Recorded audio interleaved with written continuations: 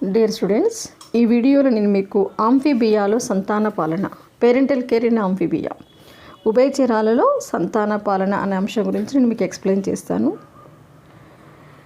సంతాన పాలన అనేది, ఈ పేరెంటల్ కేర్ అనేది ఆల్మోస్ట్ సకశేరుకాలన్నింటిలో కూడా చేపల నుంచి క్షీరతాల వరకు అన్ని జీవుల్లో మనం గమనిస్తాము. మానవుల్లో ఇది పరాకాష్ఠ దశలో కనిపిస్తుంది అన్నట్టు పేరెంటల్ కేర్ అనేది. ఆంఫిబియా జీవులలో సంతాన పాలన అనేది అనేక పద్ధతుల్లో జరుగుతుంది. సో ఇక్కడ మనకి కాంటెంట్లో introduction, types, benefits and reference అనేది ఇక్కడ మీకు ఈ వీడియోలో మీకు కనిపిస్తుంది. సో ఆంఫిబియా జీవులలో సంతాన పాలన అనేది అనేక పద్ధతుల్లో జరుగుతుంది. కొన్ని జీవులేమో తల్లిదండ్రులు గుడ్లని వీపు పైన మోస్తుంటాయి, గుడ్లపైన అంటే ప్రత్యేకమైన శ్రద్ధ చూపిస్తాయి. మరికొన్నింటిలోనేమో పిల్ల జీవులపై, అంటే కొన్నింటిలోనేమో గుడ్లని సంరక్షిస్తాయి, కొన్ని జీవులేమో పిల్లల్ని సంరక్షిస్తాయి. అంటే గుడ్డు నుంచి లార్వా దశలు బయటకు వచ్చేసిన తర్వాత పిల్లల్ని సంరక్షిస్తుంటాయి. ఈ ప్రక్రియలో ఆంఫిబియా జీవులు అనేక పద్ధతులను అవలంబిస్తుంటాయి. ఈ సంతాన పాలనలో ఈ ఆంఫిబియాలో ఉన్నటువంటి పేరెంటల్ కేరింగ్ మెథడ్స్ అనేటివి, పద్ధతులు అనేటివి మనకి ఇక ఏ విభాగంలో కూడా ఇంతగా కనిపించవు. ముఖ్యంగా సంతాన పాలనలో ఈ పేరెంటల్ కేర్లో యూరోడిలా, ఎపోడా జీవుల కన్నా ఎన్యురాలు అగ్రగామిగా ఉన్నాయి. సో ఎన్యురా అంటే వీటిలో కప్పలు అనేటివి ఉన్నాయి కదా, మిగతా యూరోడిలా అండ్ ఎపోడా జీవుల కంటే ఎన్యురా జీవుల్లో ఈ పేరెంటల్ కేరింగ్ లేదా సంతాన పాలన అనేది హైలీగా కనిపిస్తుంది. మనకి బాగా అభివృద్ధి చెంది ఉంటుంది, అనేక పద్ధతులను పాటిస్తాయి. సంతాన పాలన లేదా పేరెంటల్ కేర్లో ఉభయచరాలలో ఉన్నటువంటి 3 క్రమాలలో యూరోడిలా, ఎపోడా కన్నా ఎన్యురా జీవులు అగ్రగామిగా ఉన్నాయి. సో అండాలు కానీ పిల్ల జీవులు కానీ అభివృద్ధి చెంది పెరిగి పెద్దవై తమ కాళ్ళ మీద తాము నిలబడి తమ ఆహారాన్ని తాము సంపాదించుకొని తమను తాము రక్షించుకునే దశకు చేరు వరకు తల్లిదండ్రులు వాటి పట్ల జాగ్రత్త వహించే ప్రక్రియనే మనం సంతాన పాలన లేదా పేరెంటల్ కేర్ అంటాం. సో పిల్ల జీవులు అనేటివి ఎదిగి వాటి కాళ్ళ మీద వాటి నిలబడి వాటి సంరక్షణ అవి చేసుకునే స్థాయి వరకు వాటిని సంరక్షించడాన్ని ఏమంటాము అంటే సంతాన పాలన లేదా పేరెంటల్ కేర్ అంటాం. సో ఆంఫిబియా జీవులలో సంతాన పాలన అనేది ప్రధానంగా 3 రకాలుగా జరుగుతుంది. ఒకటి, తల్లిదండ్రులు గూడు కట్టుట లేదా నర్సరీలను ఏర్పరచుట ద్వారా, నేరుగా తల్లిదండ్రులు బాధ్యత వహించడం ద్వారా, పిల్లలను కనుట ద్వారా. సో ఈ 3 ప్రధాన పద్ధతుల్లో ఆంఫిబియాలో మనకి పేరెంటల్ కేర్ అనేది కనిపిస్తుంది. సో ఇందులో ఫస్ట్ వన్, గూడు లేక నర్సరీలను ఏర్పరచుట. సో అనేక ఆంఫిబియా జీవులు గూళ్ళు కట్టి లేదా నర్సరీలను ఏర్పరిచి సంతాన పాలన జరుపుతుంటాయి. దీనికోసం ఇవి ఏం చేస్తాయి అంటే, ఫస్ట్ ఆఫ్ ఆల్ ఈ ప్రక్రియలో మొట్టమొదటి ఫంక్షన్ ఏంటి అంటే నీటిలో ప్రత్యేక ఆవరణని ఏర్పరచుకోవడం. సో అవి జీవిస్తున్నటువంటి ఆ లొకేషన్లో ఒక పర్టికులర్ ప్లేస్, ఒక ప్రత్యేకమైనటువంటి ప్రదేశాన్ని అవి సెలెక్ట్ చేసుకుంటాయి. సో సెలెక్షన్ ఆఫ్ ప్లేస్ అనేది ఫస్ట్.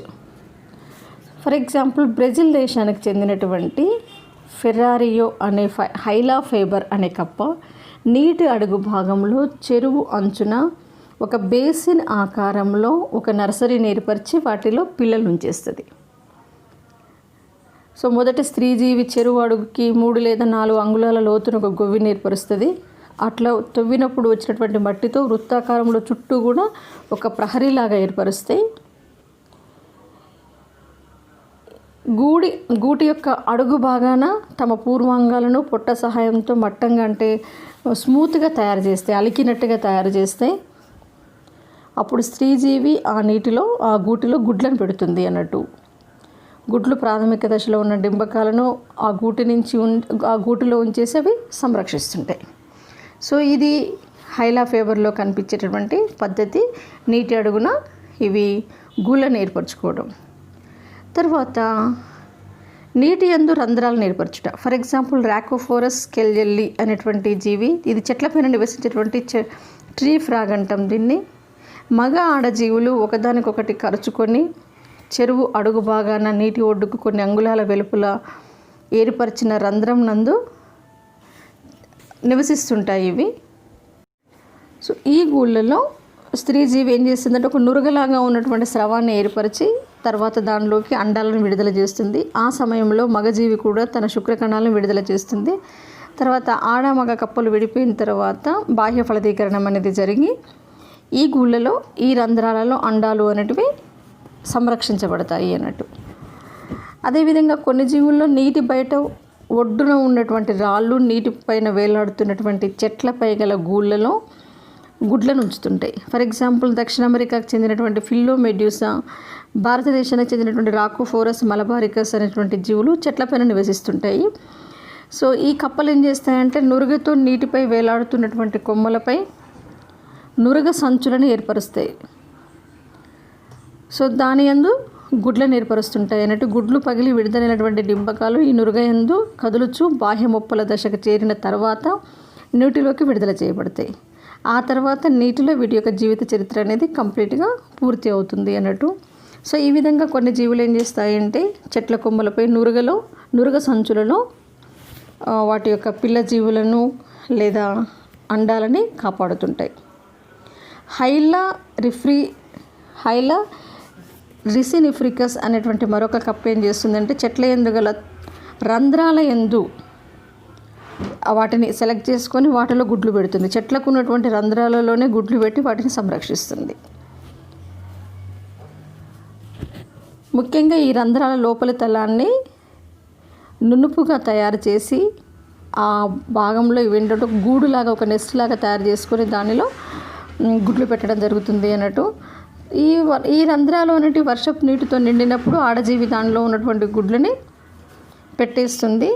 తర్వాత అవి వాతావరణము తర్వాత ఇంక్యుబేషన్ పీరియడ్ కంప్లీట్ అయిన తర్వాత వాటి నుంచి పిల్ల జీవులు బయటకు వచ్చేసి అభివృద్ధి చెందుతాయి. కొన్ని జీవులు ఏం చేస్తాయి అంటే నీటి లోపల జిలాటిన్ సంచులను ఏర్పరుస్తాయి. సో ముఖ్యంగా ఫ్రినిక్జాలస్ బిరాయ్ అనేటువంటి జాతి ఆడకప్ప పారదర్శకమైనటువంటి జిలాటిన్ పొరతో సంచులను ఏర్పరిచి వాటిలో పెద్ద పెద్ద పరిమాణంలో ఉన్నటువంటి గుడ్లని పెట్టి కొండలపై నుంచి ప్రవహించి అంటే ఎత్తు ప్రదేశాల నుంచి కిందికి ప్రవహించేటటువంటి నీటి ప్రవాహాలలో వీటిని వదిలేస్తాయి అన్నట్టు జిలాటిన్ సంచులని. అవి పూర్తిగా అభివృద్ధి చెందిన తర్వాత అండాల నుంచి పిల్ల జీవులు అనేటివి బయటకు వచ్చేస్తుంటాయి. సో నీటి యందు జిలాటిన్ సంచులను ఏర్పరచడం ద్వారా సంతాన పాలన జరిపేటువంటి కప్ప ఏంటి అంటే ఫ్రినిక్జాలస్. అదేవిధంగా సాలమాండ్రా కేసరలింగి అనేటువంటి యూరోడిలా జీవి కూడా జిలాటిన్ పదార్థం నిర్మితమైనటువంటి సంచిలో 50 నుండి 60 చిన్న గుడ్ల నుంచి ఆ సంచిని నీటి మొక్కలకు అతికిస్తుంటాయి. సో ఆ గుడ్ల నుంచి పిల్ల జీవులు డెవలప్ అయ్యేంత వరకు కూడా అవి మొక్కలకు వేలాడుతూ వాటి నుంచి పిల్ల జీవులు బయటకు వచ్చేసిన తర్వాత అవి స్వతంత్రంగా జీవనాన్ని సాగిస్తాయి అన్నట్టు. కొన్ని జీవులు ఏం చేస్తాయంటే కొన్ని ఉభయచరాలు నీటికి దూరంగా ఉన్న చెట్లపైన గుళ్ళను ఏర్పరుస్తాయి. ఫర్ ఎగ్జాంపుల్ అమెరికాకు చెందినటువంటి హైలోడెస్ అనేటువంటి జీవి రాళ్ళ కింద తేమ ప్రదేశాలలో నీటికి దూరంగా ఉన్నటువంటి మొక్కల ఆకుల యొక్క అడుగు భాగాలలో గుడ్లను పెట్టి సంరక్షిస్తుంటే వీటి యొక్క గుడ్లు కూడా సైజులో పెద్దవిగా ఉంటాయి. సున్న పదార్థం కూడా ఎక్కువగా ఉంటుంది. సో పిల్ల జీవి బయటకు వచ్చేంత వరకు అవి ఆ విధంగా సంరక్షించబడుతుంది. ఆ తర్వాత పిల్ల జీవులు అనేటివి నీటిలోకి విడుదలవుతాయి అన్నట్టు. సో ఇవి కొన్ని ఏం చేస్తాయి అంటే బురదలో గూడులను ఏర్పరుస్తాయి. బ్రెజిల్కి చెందినటువంటి హైలా ఫేబర్ అనే కప్ప నీటి అడుగు ప్రాంతంలో బురదల్లో గూళ్ళను ఏర్పరచుకుంటాయి. అదేవిధంగా కొన్ని జీవులు ఫర్ ఎగ్జాంపుల్ రానా క్లెమిటన్స్ అనేటువంటి కప్ప యొక్క మగజీవి తన ఆవాసాన్ని శత్రువుల బారి నుంచి సంరక్షించడానికి అది జిలాటిన్ సంచులను ఏర్పరిచి తన యొక్క ఆవాసాన్ని సంరక్షిస్తూ ఉంటాయి అన్నట్టు. సో ఈ విధంగా గూళ్ళని తర్వాత నెస్టులను ఏర్పరచడం ద్వారా గుడ్లని లేదా పిల్ల జీవులను సంరక్షించడం అనేది ఆంఫిబియన్స్ యొక్క సంతాన పాలనలో ఒక పద్ధతి. తర్వాత ఏంటి అంటే నేరుగా తల్లిదండ్రులు శ్రద్ధ వహించడం ద్వారా parental care bye parents directly by parents అంటే ఇంతకుముందు చెప్పుకున్నటువంటి విధానంలోనూ గుడ్లను సంరక్షిస్తుంటాయి. ఇక్కడ డైరెక్టల్ కేరింగ్ బై పేరెంట్. ఇందులో ఫస్ట్ వన్ డింబక దశలను సంరక్షించడం. దక్షిణ అమెరికాకు చెందినటువంటి ఫిల్లోబేటస్ డెండ్రోబేటస్ అనేటువంటి కప్పలు అభివృద్ధి చెందినటువంటి టాడ్పోల్ డింబకాలని వాటి వీపు పైన పెట్టుకొని మూస్తూ ఉంటాయి. ఈ టాడ్పోల్ డింబకానికి ఏంటి అంటే చిన్న చిన్న అంటుబిళ్ళల వలె ఉన్నటువంటి సక్కర్స్ లాంటి పెదాలు ఉంటాయి. అవి ఆ సక్కర్స్ చూషకాలతోటి తల్లిజీవిని గట్టిగా అంటి పెట్టుకొని ఉంటాయి. చెరువులు ఎండిపోతున్నప్పుడు పిల్ల జీవుల్ని ఒక చెరువు నుంచి ఇంకొక చెరువుకి మార్చడానికి కప్పలు ఈ విధానాన్ని అవలంబిస్తాయి అన్నట్టు. అంటే వీపు పైన మోస్తాయి. ఫర్ ఎగ్జాంపుల్ దక్షిణ అమెరికాకు చెందినటువంటి ఫిల్లోబేటస్. కొన్ని జీవుల్లో మగ జీవులు అండాలను సంరక్షించడం డైరెక్ట్గా. సో మగ జీవులు అండకణాలని, ఫర్ ఎగ్జాంపుల్ మాంట్రోపైన్ రోబుస్టా అనేటువంటి కప్పయందు గుడ్లు గల జిలాటిన్ సంచి మగజీవి శరీరానికి అంటుకొని ఉంటుంది. అంటే మగజీవి శరీరానికి జిలాటిన్ సంచులుండి ఆ సంచుల్లో గుడ్లను సంరక్షిస్తాయి అన్నట్టు. మగజీవి ఆ గుడ్లపై కూర్చొని తన చేతులతోటి అండాలని సంరక్షిస్తుంటాయి. సో అభివృద్ధి చెందినటువంటి దశలో డింబకాలు ఏర్పడితే ఒక్కొక్కసారి అంటే ఈ జీవుల్లో మాత్రం వీటి యొక్క డింబకాలకి మొప్పలు ఉండవు కనుక తోక శ్వాసాంగంగా పనిచేస్తుంది. మొప్పలు లేనటువంటి ఈ డింబకాలకి తోక అనేది రెస్పిరేటరీ ఆర్గాన్గా పనిచేస్తుంది అన్నట్టు. ఎలైటిస్ అబ్స్ట్రెక్టికస్ అనేటువంటి కప్పల్లో ఆడజీవులు అండాలను విడుదల చేసిన తర్వాత మగజీవి వాటిని వెనుక కాళ్ళతో బంధించును. అభివృద్ధి జరిగి అండాలు పగిలి వాటి నుంచి పిల్ల జీవులు ఏర్పడేంత వరకు కూడా మగజీవులు వెనుక కాళ్ళతోటి ఈ అండాలని సంరక్షిస్తూ ఉంటాయి అన్నట్టు. ఫర్ ఎగ్జాంపుల్ ఎలైటిస్, దీన్నే మనం మంత్రసాని కప్ప అని కూడా అంటాం. సో నేరుగా తల్లిదండ్రులు శ్రద్ధ వహించి దాంట్లో ఒకటేమో డింబకాలని డైరెక్ట్గా మోయడం ద్వారా, కొన్ని జీవుల్లోనేమో మగజీవులు అండాలని మోయడం ద్వారా. తర్వాత సంచులలో అండాలు, ముఖ్యంగా ఎగ్స్ ఇన్ బ్యాక్ పౌచెస్, పైపా అమెరికానా వంటి జీవులు తల్లిజీవి అండాలను మందంగా ఏర్పడి ఉన్నటువంటి రక్తనాళ సహితమైన మృదుగా జిగటను కలిగి ఉన్నటువంటి తన చర్మము యొక్క పృష్ఠతలం పైన చిన్న చిన్న సంచులను ఏర్పరచుకొని ఆ సంచులలో ఈ అండాలని సంరక్షిస్తుంటాయి అన్నట్టు. తల్లిజీవి చర్మము అండంలో చుట్టూ ఒక కోశం వల్ల ఏర్పడి తర్వాత దానికి మూత కూడా ఏర్పరచుకుంటాయి. అభివృద్ధి చెంది రూపవిక్రియ ప్రక్రియలు ఈ కోశంలోనే జరిగిపోతుంటాయి. అంటే తల్లిజీవి పైన ఒక పౌచ్ కోశం లాంటి నిర్మాణం ఏర్పడి దాని చర్మం నుంచి దాంట్లో అండకణాల యొక్క సంరక్షణ అనేది జరుగుతుంది అన్నట్టు. ఫర్ ఎగ్జాంపుల్ పైపా అమెరికానా. అదేవిధంగా నోటోట్రిమా అనేటువంటి ఉభయచరంలో అండాలన్నీ కూడా తల్లిజీవి చర్మం నుంచి ఏర్పడినటువంటి భ్రూణ కోశం చేత ఆవరించబడి ఉంటాయి. ఇక్కడ భ్రూణ కోశము అంటే ఏంటిది? Brood pouch. ఒక ఫర్ ఎగ్జాంపుల్ మనకి కంగారులో ఎలా అయితే కోశం ఉంటుందో శిశు కోశము, అలా ఇక్కడే కోశం ఉండి ఆ కోశంలో ఈ అండాలు అనేటివి సంరక్షించబడతాయి అన్నట్టు. ఈ కోశం లోపలే రూపవిక్రియ జరిగి పిల్ల జీవులు అనేటివి డెవలప్ అవుతాయి.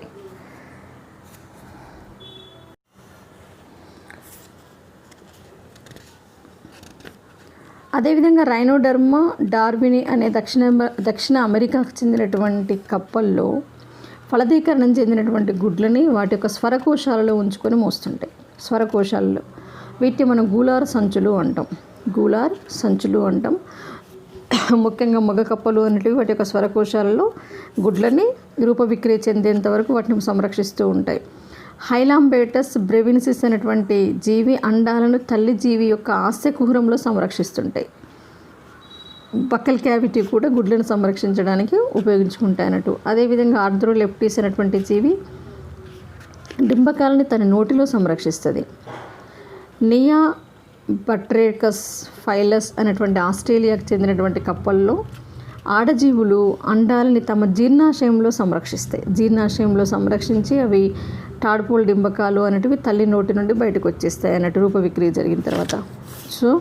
సో ఇప్పటి వరకు మనం చూసిన వాటిల్లో కొన్నేమో గూళ్ళు కట్టడం ద్వారా, నీటి యందు ప్రత్యేక స్థావరాలను సెలెక్ట్ చేసుకొని వాటి యందు రంధ్రాలు చేయడం ద్వారా, గూళ్ళు కట్టడం ద్వారా, ఒడ్డునున్నటువంటి రాళ్ళు, తర్వాత నీటిపైన వేలాడుతున్నటువంటి చెట్ల కొమ్మలకి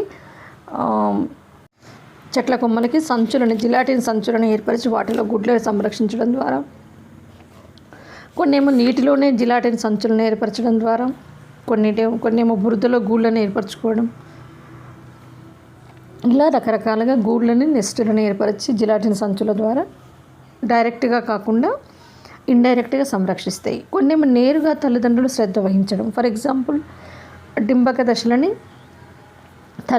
తల్లిదండ్రుల శరీరం మీద మోయడం, కొన్నేమో మగజీవులు కేవలం ఈ అండాలని శరీరం వాటి యొక్క వీపు మీద మోయడం, కొన్నేమో సంచులలో శరీరం పైన ఉన్నటువంటి సంచులలో అంటే ఫర్ ఎగ్జాంపుల్ బ్రూడ్ పౌచెస్ భ్రూణ కోశాలలో అండాలను సంరక్షించడం.